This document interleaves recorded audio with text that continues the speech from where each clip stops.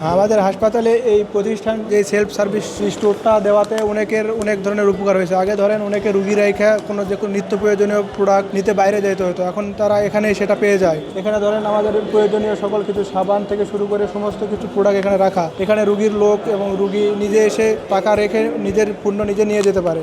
এখানে কোনো দোকানদার নাই, নিজে টাকা দিবে নিজে পণ্য নেবে। সেলফ সার্ভিস স্টোর এগুলো আপনি দেখবেন বিদেশে, অন্যান্য দেশে, অন্যান্য রাষ্ট্রে দেখবেন মনে করেন যে কোনো জায়গায় রাখা। এটা আমাদের দেশেও মনে করেন যে বিভিন্ন জায়গায় তো রাখা নাই, যার কারণে আমাদের হাসপাতালে এটা করছে, যার কারণে ধরেন বিভিন্ন লোকের বিভিন্ন ধরনের উপকারিতা হচ্ছে। এটা নিয়ে সবাই পজিটিভলি চিন্তা ভাবনা করে এবং দেখা যায় যে পণ্য নাই সে সবাই টাকা পরিশোধ করে পণ্যটা নিয়ে যায়। এই যে হাসপাতাল কর্তৃপক্ষ যেটা সুন্দর ছোটোখাটো একটা দোকান বা প্রয়োজনীয় জিনিস এরা ম্যানেজ করেছে, এটা আমাদের জন্য আসলে একটা খুব আশীর্বাদ। আমরা এটাকে খুব স্বাগত জানাই এবং এই জিনিসটা যাতে স্বচ্ছতার সাথে চলে এবং যেন এটা যেন যেভাবে চলতেছে এটা যেন এভাবে চলে এবং আরও আপডেট হয়। আমার বাচ্চাও যখন নিচে তখন টাকা ছিল না, মানে বাংটি ছিল না, এই জায়গায় বাংটি করা অত টাকাও ছিল না, 1000 টাকা নোট ছিল।